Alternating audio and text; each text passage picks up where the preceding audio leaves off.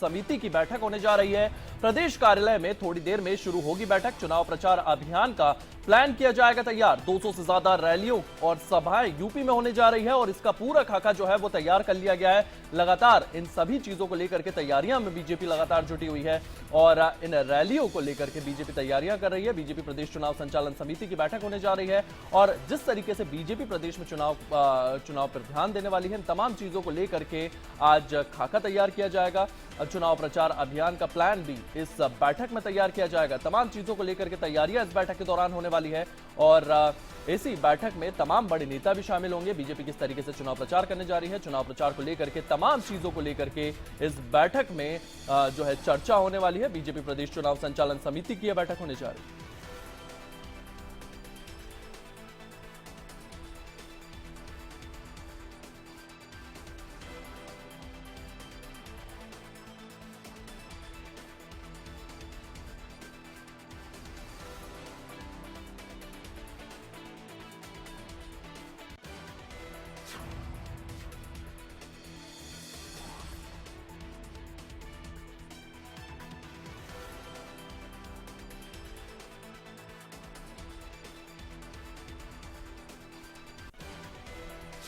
और इसी खबर को लेकर के हमारी सहयोगी निकिता हमारे साथ मौजूद है। निकिता, बीजेपी लगातार तैयारियों में जुटी हुई है। किस तरीके से कहां पर रैलियां होनी है, कौन से नेता कहां पर जाने होने वाले हैं, इन सभी चीजों का खाका जो है वो तैयार होने वाला है। आज बड़ी बैठक होने जा रही है और यूपी की 80 सीटों को जीतने के लिए पूरी की पूरी रणनीति जो है आज इस बैठक में बनने वाली है। निकिता,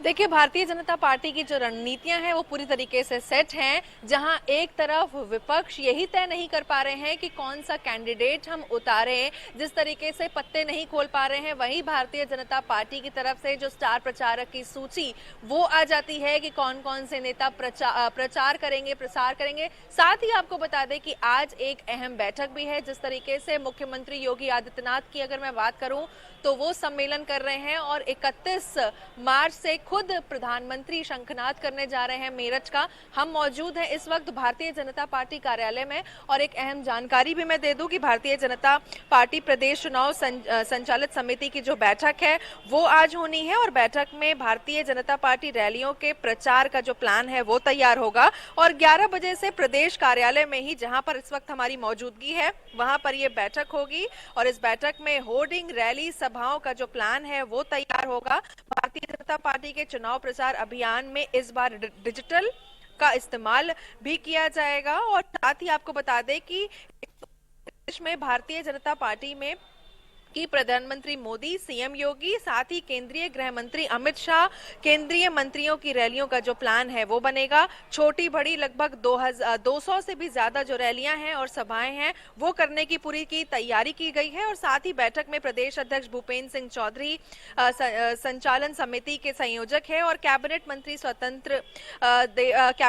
स्वतंत्र देव सिंह, जितिन प्रसाद और संगठन महामंत्री धर्मपाल की मौजूदगी रहेगी और मंत्री जेपीएस राठौर भी यहाँ मौजूद रहेंगे। और आपको ये भी बताते चले कि ये जो पूरी बैठक है वो फिलहाल शाम 6 बजे तक चलेगी और इसमें जो रैलियां हैं, कहाँ कहाँ क्या कुछ होर्डिंग लगनी है, कैसे प्रचार होना है, उस पूरा का जो प्लान है, जो खाका है वो तैयार होगा। तो धीरे धीरे पार्टी में जो सभी बड़े नाम हैं वो मौजूद होंगे और उसके बाद ये जो पूरी बैठक है वो यहाँ पर शुरू हो जाएगी।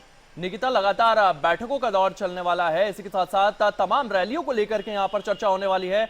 आप देख रही हैं कि बीजेपी कितना आगे है। पहले वो क्लस्टर्स बनाते हैं, क्लस्टर्स अलॉट करते हैं अपने नेताओं को और उन क्लस्टर्स में अपने नेताओं को भेजते हैं। मोदी की गारंटी को लेकर के बीजेपी लगातार चल रही है। अब रैलियों की प्लॉटिंग जो है वो भी हो रही है कि कहां पर किस नेता का दबदबा है, कौन कहां रैली करने वाला है। कांग्रेस इन सब के मुकाबले कहां नजर आती है निकिता? देखिए, बात की जाए अगर ऑपोजिशन की, अन्य की, कांग्रेस और समाजवादी पार्टी का जिस तरीके से अलायंस हुआ है, जिसमें कांग्रेस को फिलहाल 17 सीटें अलॉट हुई हैं, लेकिन कांग्रेस ने कल जिस तरीके से 4 प्रत्याशी उतारे हैं मैदान में, लेकिन हम बात कर जाएं उनकी जो मेन सीट है, अगर मैं मेरठ की बात करूं तो अगर मैं अमेठी की बात करूं फिलहाल, तो वहां पर और रायबरेली में जो कांग्रेस का गढ़ माना जाता है, वहां पर फिलहाल कोई प्रत्याशी अभी नहीं तय कर पाया है और समाजवादी पार्टी में जो आपसी रहा है। जिस तरीके से आजम खान और अखिलेश यादव आमने सामने हैं, और आपको ये भी बता दें कि जिस तरीके से आमने सामने होने के बाद दो कैंडिडेट्स लगातार नामांकन कर देते हैं, और इसके बाद जिस तरीके से रुचि वीरा का नाम सामने आता है और एसटी हसन अपना नाम बैक कर लेते हैं, तो ये सारा जो घमासान है ये कहीं ना कहीं इसमें जो वोटों का बंटवारा है उससे सीधा सीधा जो फायदा है वो भारतीय जनता पार्टी को दिखता जरूर नजर आ रहा है।